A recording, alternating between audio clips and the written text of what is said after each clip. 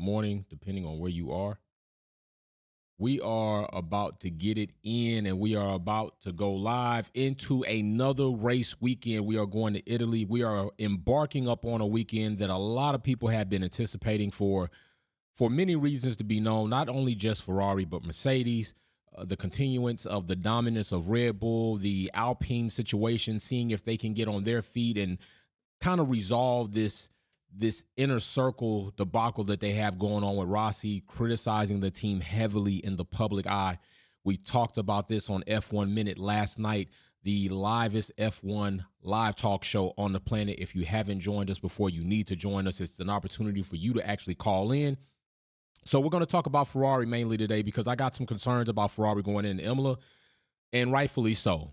As you see right there, that is actually one of the photographs from Charles in Imola when he probably did not do his driver's championship campaign any good. So we're going to look at some information. We're going to look at some graphs. We're going to try to check out some things and try to anticipate where do we think Ferrari is going to be by the end of this race weekend. Come Sunday, when the lights go out and the checker flag drops, where do we think Charles, where do we think Carlos, where do we think Ferrari is going to be at a whole? Is it going to be in the wall? Is it going to be DNFs? Are they going to have to retire due to reliability issues? What's going to happen? So the first thing, let's go ahead and just look at a graph chart real quick. It doesn't even have to be all long. Like, we don't have to be here long. By the way, don't forget, you can enter into the esports challenge that's going to happen at the end of the season. Almost $1,500 worth of gaming equipment, Fanatec steering wheel, Fanatec wheelbase, Fanatec pedals, all of that good stuff. Be a member of the channel.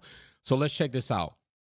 Let's go ahead and go into this section right here. All right, we got Carlos Imola, his finishes. Now, keep in mind, Carlos in 2020 was with McLaren. Okay, so 2021 and 2022 is with Ferrari. As you see right there, the red indicating the race result, the blue indicating the grid position.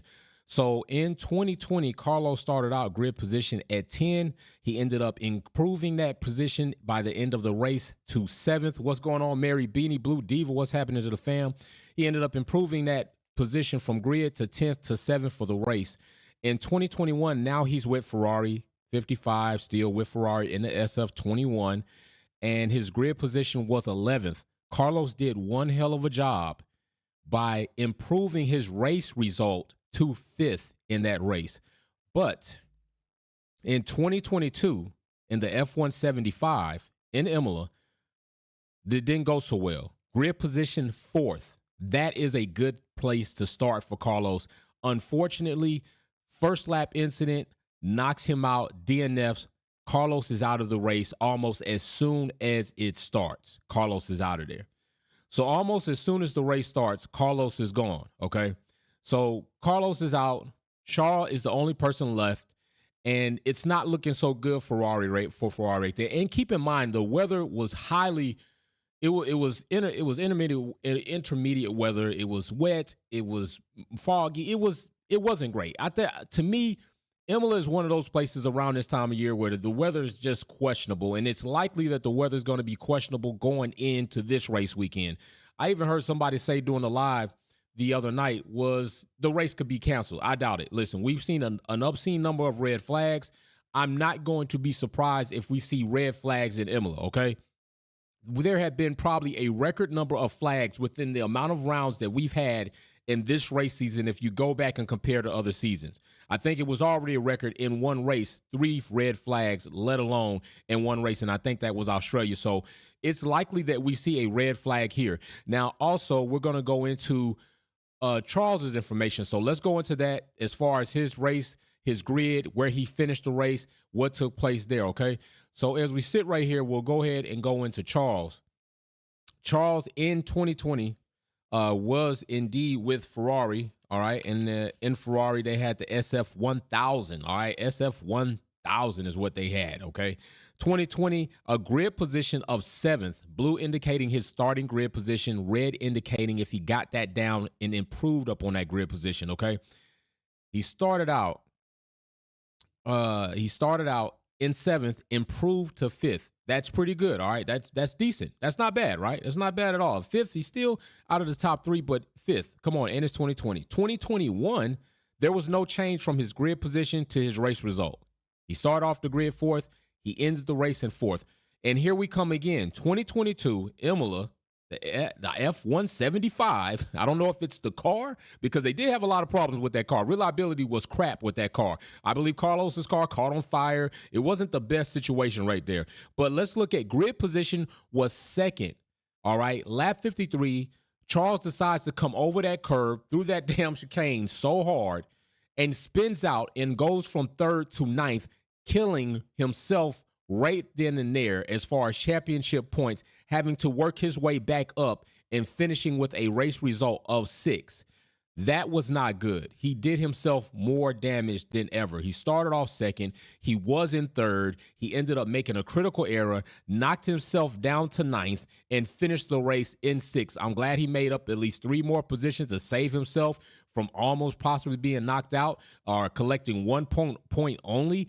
But that was not at all a good situation for Charles, for Ferrari at all, because pretty much he could have inevitably knocked the entire team out just before the race ended. He was very fortunate that wall was a soft type wall, and then on top of that, the car slides in sideways nicely with a touch, and he's able to pull off without so much damage to the car and then continue the race. That right there was very fortunate for him, because honestly, it was likely not going to go down that way in any other circumstance. Like, he was very fortunate. I'm not too confident, knowing what I just showed you with Ferrari and their competitiveness in Imola, about what they're going to do this weekend. I'm not very confident in that. Okay. Let's look at not only that, but let's look at where they finished. Okay. Let's look at where they finished. And as they finished, we know Charles finished 6th. All right. He finished 6th. And we know Carlos didn't finish at all. He DNF'd. All right. So as for Ferrari being in Imola, it has not been great. It hasn't been a great situation for them at all.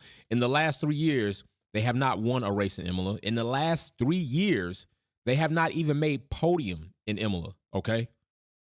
No podiums for Ferrari in Imola. None at all. No podiums in the last 3, 2020, 2021, 2022. No podiums for Ferrari in Imola. So are we to expect anything different this time around? Is that what we're going to do? Are we expecting, based on what we've seen and what we see now? We can even take a look at some of the things that we see now. Matter of fact, let's take a look at some of the things we see now. Let's go ahead and take a look at this. All right, as it sits, we're looking at Carlos right now. Okay, so Carlos, 2022, he was 5th. He finished out 5th in the driver championship points. Right now, he is currently still 5th. Somebody said on the live show last night, Carlos is not producing. If you just took that one metric, then you would say, well, he's not producing. But he's not losing, he's not producing. He's kind of null, all right? So right now he sits currently in the 5th spot. He finished last season in the 5th spot, but he sits at 44 points. Big shout out to Lewis Hamilton. That's a good number to have. It's not such a good number to have when it comes to you trying to rank yourself in the standings of a driver championship battle. I can tell you that. Lewis Hamilton's 44 number is great, but it ain't great when that's your standing in the points, okay? Akondu says Aston Martin stand a better chance of winning a race than Ferrari, and both not close to the RBs. That's true. Neither one of those cars are even remotely close to the RB19. The RB19 is a rocket ship. Aston Martin is not, and definitely Ferrari is not. Okay, so Akondu, you are definitely right about that, brother. That's no lie about that. So right now, Carlos is 75 points off of Max Verstappen, who sits in first place for the Drivers' Championship right now, and I believe at 119 points currently. I believe he has 119 points currently. I will verify that real quick just so we can have a matter of fact. But yes, he is at 119 points. Perez at 105 points. Fernando in third behind him at 75 points. Lewis Hamilton in fourth with 56 points. George Russell in sixth, right behind Carlos, and Charles is right behind George, okay? And that also would kind of tie into what we were talking about last night with Alpine, and I know Alpine is not Ferrari, it's a little off, but that number 4 spot that Alpine held last season is not so easy to acquire this season, with Aston Martin definitely becoming a formidable opponent and landing themselves in the top 4, lightweight top 3 teams, okay? it could even be said that we're waiting because we're waiting this week. We're waiting for Imola because Mercedes is coming with updates. And we're waiting to see not only how the car may look, which we're going to go live tomorrow about this, but if the car is actually going to experience an increased race pace. Now, rumor has it that 5/10 is being played down to we need to see in realistic measures what it really might be. If we'll go over that tomorrow. I'm not going to go too deep in that. I hope Imola, Mary Beanie, big shout out. I hope Imola isn't a rerun of Spa 21 FIA Get Real. I'm with you on that. I second that. I hope it is not either. I hope it is not either. I'm not looking for that. But if it's what we see, it is what we see. And we'll continue on to see what we see beyond that. But I hope not. I'm hoping that the weather can at least be somewhat good for enters at worst and hopefully dries up. I really would like to see a weather change before midpoint in the race to give teams a bit more of a challenge. And you hear me consistently say this, challenge. I like to see challenges in competition. I think challenging in competition will breed good entertainment because that's the better way to do it. When you go the inverse order, you're trying to get entertainment and then trying to see about competition and challenge. It messes up. That's not the right way to go. PEMDAS, okay? It's not the right way to go. You're not going to go PEMDAS backwards and try to solve the problem. So that's Carlos. He was fifth as he finished in driver championship points 2022. He is currently fifth right now in 2023 season. He has 44 points and he's 75 points off of the first place mark, Max Verstappen. Let's go to Charles. All right. Charles right now in 2022, second to Max Verstappen. There were several things that took place with Charles in 2022 that likely ruined his opportunity to have first place. And I'm going to say this. Matter of fact, I'm going to go right back to the results and the standings for the drivers in 2022. And I'm going to remind you that Charles Leclerc, 308 points. Okay, 308 points. Also sitting right there, Max Verstappen with a whopping 454 points, 454 in American CID. That is pretty good. But I like the 3 out of 8 that Charles is holding. 3 out of 8 is a good round. It's just not a good round to have when somebody else has 454 points. That is 146 points off of Max Verstappen. Now, keep in mind, we had at least 2 races. I got to go back and check, but it was 2 races that I know for sure. Ferrari failed Charles with reliability issues where he was clearly out in front for the race win and the car failed on him. That itself right there is another 50 points. All right? That's another 50 points for Charles. So that's 358. All right? That takes him off 96 points. Do not forget Charles's errors that cost him several other points. I'm going to tell you this right now. Charles, yes, he had a hand in ruining his driver championship campaign, but I still think Ferrari were more egregious with the situation that took place, not only with Charles, but Carlos and themselves as a team. All right. There's a lot to be seen there. I'm hoping it doesn't happen this time around, but it's kind of already started. What did Charles do in Miami? He wrecked in quali. Then he wrecked in the race. No, he wrecked in free practice. Then he wrecked in quali.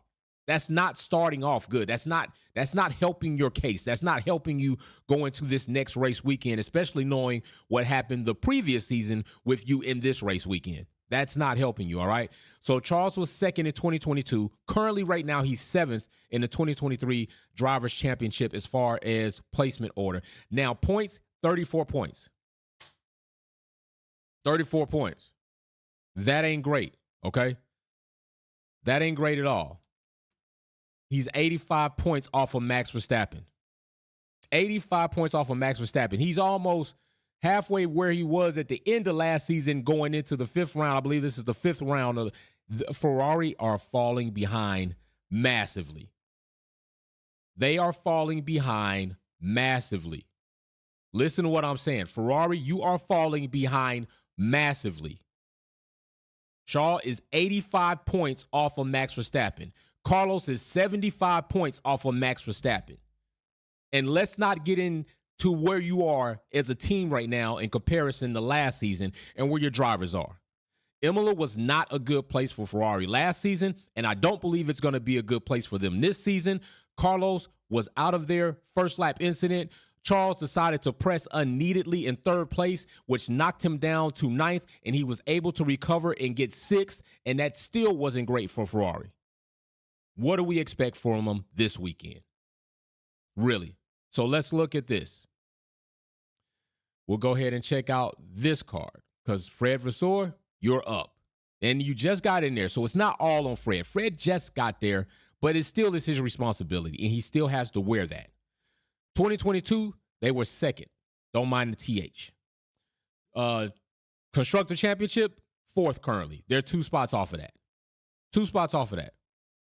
That's not a good situation for them. All right, they're 2 spots off of second place already, and it's not looking so good for them as far as when it comes to competition. Because like I said, we got Aston Martin in the mix. We got Mercedes coming with updates. We got Red Bull running away. They're essentially racing each other. What are you going to do with all that? What do you plan to do? These are the things that I would really like to know. What does Ferrari plan to do about this entire situation? Because as it sits right now, it is not looking good for them. It is not looking good for them at all. This is how I work on the fly, like no lie. This is how I work on the fly. It is not looking good for them. I'm not liking their chances in Imola, but who knows? They could turn it around. Like for real, they could really get in there. Next thing we know, turn this thing completely around, and we see something like a frown go upside down and turn into a smile. How you like that? Voila, magic. Second. There we go. It was bugging me. So, World Constructor Championship, currently fourth. They're 2 spots off. So everybody's kind of, except for Carlos. Carlos is stagnant. He's now at fifth. But as you saw, Shaw went from second, currently right now sitting at seventh, 34 points, 85 points off first. Ferrari as a team were second. Now they're 2 points off, down fourth in Constructor Championship, 78 points, 146 points from first. You think that's great? Now, so many people have been blasting and talking, and everybody's been on Mercedes. Mercedes is failing. Mercedes is falling. Mercedes is the dynasty is over. Have you not seen Ferrari? Keep in mind, Ferrari is a team. I understand. No driver championship, and Mercedes has been running it up. And as of right now, Red Bull has 2. But keep in mind, Ferrari have a pretty good overall record when it comes to like being top 5 driver championship, 4, 3, 1, 1, 1. I mean, Ferrari they got some bags. Don't get it wrong. But they are in a slump. If last season didn't show you that they were entering into a slump, I know everybody was on a W13 because of the side pod situation. But don't forget, Ferrari were literally on fire on track. Ferrari were literally failing their customers with the power unit. Ferrari were literally failing their drivers as far as strategy, and their drivers were failing themselves as far as driver errors. Don't forget that. McLaren right now is struggling. They are struggling, and they've been struggling. It hasn't been great for them coming out of 2019, 2020, 2021, and then it just started going downhill. They're struggling, but they're trying to get things together. I feel that they'll probably bounce back, but please do keep that in mind. So while everybody is focused on Mercedes because they were the giants, they still are. They're having development. Keep in mind, like I tell you, Ferrari is the Formula One love child. Ferrari has been failing. Ferrari has been on fire on track. Ferrari has been failing in strategy. Ferrari has a team principal who walks off the wall to take a vacation early. Ferrari drivers push unneededly and make unneeded mistakes. This is what Ferrari's been doing. So there's a lot of other stuff to pay attention to. Spider R35, Ferrari went from fighting for championships to damn near almost midfield team now. That's no lie. They've just right now, they're in Alpine spot from last season, 4th. Best of the rest is where Ferrari is right now. That's true. They're like best of the rest right now, which was Alpine's slogan. And now they're not looking best of the rest. Alpine's sitting in 6th, 2 marks off of where they want to be. And 4th is going to be a high, tall order in order for them to get. They're lucky. They're going to be battling out for 5th. All right, I just firmly believe that. Now, I'm not saying Ferrari can't turn this thing around. I'm not saying that. I do believe that Ferrari could turn things around and make things better and develop over the course of the season. But if there's any team that has the ability to develop at a very nice rate throughout the course of the season, Mercedes has proven that what they did with the W13, which still wasn't great and still wasn't even good, I wouldn't say, into what they have the W14, which started off very questionable at the beginning of the season and now kind of seems like, and now we're waiting for this big shooter drop coming into Imola. We're going to see what happens. Can Charles keep it on the track, not spin out, not wreck the car? Can Carlos manage to not get 5-second penalties up teeth galore? Do not also forget power unit allocations have been up and they're high even going into the 5th round. If some drivers take one more allocation, they're going to be taking grid penalties. And they're going to be taking grid penalties throughout the rest of the season because we're early. So we're going to see what Ferrari end up doing. We're going to see. I'm interested in what Ferrari is going to end up doing in Imola, seeing how the graphics I showed you, they haven't really performed well in Imola, especially if you go back to last season, as you see right there, Carlos' first lap incidents out of 63 laps, DNF. And then from there, you'll see that Charles pushed unneededly and ended up spinning out 10 laps away from the finish. That's all he had to do was hold on 10 more laps. He had 3rd. He had a grid placement of 2nd, fell down 1 spot, which still puts him on podium. He pushed unneededly through that chicane and knocked himself down to 9th, happened to make up 6 positions by the end of the race and got 6th, still did not make podium. That did not help him. So when it comes to this race weekend, I am looking for Ferrari to have a significant amount of improvement. They have a new team principal. I believe that they are I think they're still on a downward trend, but I think they're nearing the portion where they're going to start flattening out and maybe coming back up. And I really am looking forward to see that. I'm looking forward to see Charles win a race. Now, we got the Leclerc, as my boy Will put it, going to be watching both Leclerc brothers, one in F2, this one in F1. Both only one podium, and I believe he said both have currently 44 points. So is it 30? Well, 44 points, I think it is. Well, whatever the points are for the younger Leclerc in F2. We're going to watch and see which one of these brothers actually does better than the other, because there's nothing like a sibling rivalry, okay? We will see what they end up doing. But more than that, I would like to see Charles get some race wins. I would like to see him have a respectable closure to his season, all right? This is a make or break situation for Ferrari, although I've seen that Charles was reportedly saying that he is fully trusted, invested in Fred Vasseur. He believes that he can do what needs to be done for the team and inevitably for Charles's career, which that is good to hear, but it's another thing to see it. All right, it's another thing to have it be a fact, a matter of fact by the end of the season. That's what I like, real results, metrics at the end to base any of my opinions off of. I like to look at that. So we'll see what happens. Let me know what you think below in the comment section. Let me know what you think in the live chat. SpiderR35 said Ferrari went from fighting for championships to damn near almost midfield now. Mary Beanie said, I hope Imola is in a run of Spa 21. FIA get real. Akondu says Aston Martin stand a better chance of winning a race than Ferrari and both not close to the RBs. The RB19s are racing themselves on track. Perez and Max Verstappen are racing each other. Real talk. But I am still the type of person, if you happen to get a qualifying position behind me, you're going to have to get around me the tough way. I'm not just opening the door for you, especially if it's not about ruin. I'm not opening the door for you just like that. You're going to have to get around me the tough way, straight up. All right, if I'm 5th and you're 7th and you're trying to get the 1st, and I got pace, you're going to have to get around me. Now, I'm going to get in my lane coming around that straight, and I'm going to pick a lane, and you can find a way around. But if you don't get there before the next corner, it's tough luck. I'm blocking down on the inside and coming out as fast as I can. I'm not, listen, chivalry to me is dead when I'm in racing, when I'm in competition mode. When I'm not, I'm opening the doors for women, ladies, young women, kids. I'm opening the door. But when I'm racing, I ain't opening the door just like that.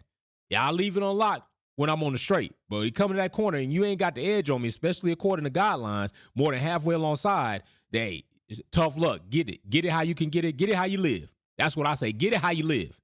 Come around me then. I'm tired of all these teams. I'm tired of seeing some people block up other people, but then Max Verstappen come through and they open the door for him. Somebody else come through. They want to race him all hard. Like, listen, man, keep the same energy. We'll be clean. I will see you all soon. Peace and love. I'm out.